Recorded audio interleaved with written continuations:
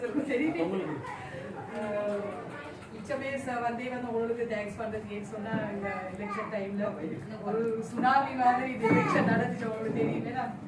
அந்த சுனாமியில இருந்து தப்பிச்சவங்க தான் இவங்க சுனாமியில பாதிச்சது மாதிரி ஸ்விம்மிங் அடிச்சு காப்பாத்தி எடுக்கிற மாதிரி நாட்கள் தான் இவங்க. அதாவது நாங்க ஒரு சேவை செஞ்சிருந்தா எங்களுக்கு இதுதான் உதாரணம். ஏன்னா அவர் சேவை செஞ்சிருந்தாரு, அதுதான் உதாரணம். அவர் வந்திருக்கேன் இவரை யாரும் தேர்ந்தெடுத்திருக்க மாட்டாங்க.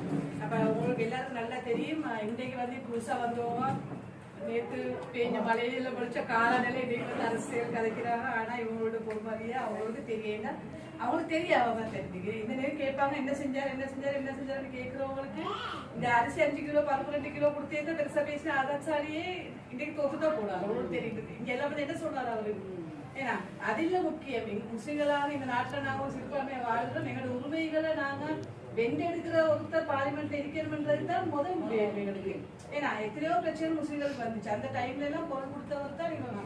இப்போ இவங்களை மதிக்காரைக்கிற அவங்களுக்கு தான் குரல் கொடுத்தாங்கன்னா. ஆனாலும் இன்றைக்கு வந்தவங்க கேட்கறேன் முஜிபுர் ரஹ்மான் என்ன செஞ்சாரு முஜிபுர் ரஹ்மான் என்ன செஞ்சாரு செஞ்சது பார்த்தா தெரியும். இன்னைக்கு அவர் இன்னைக்கு இந்த இடத்த நிக்க காரணமே அதுதான். வயது 10 கூட கிளாஸ் வரைக்கும் ஏன்னா எங்களுக்காக வேண்டி பார்லிமெண்ட்ல ஓங்கி ஒழிச்ச பொருள்னு சொன்னா அது முஜிபுர் ரஹ்மான் தான். ஏதோ அல்லாஹ் கைவிடல.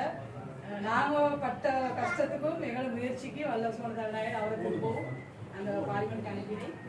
அவர் அதை உங்களுக்கு தேங்க்ஸ் பண்ண செஞ்சா இன்னைக்கு அவங்களோட கூப்பிட்டு எடுக்க சொன்னாரு. கொஞ்சம் அவர் பேசிட்டு போக முடியுது சார் பேசுறேன்.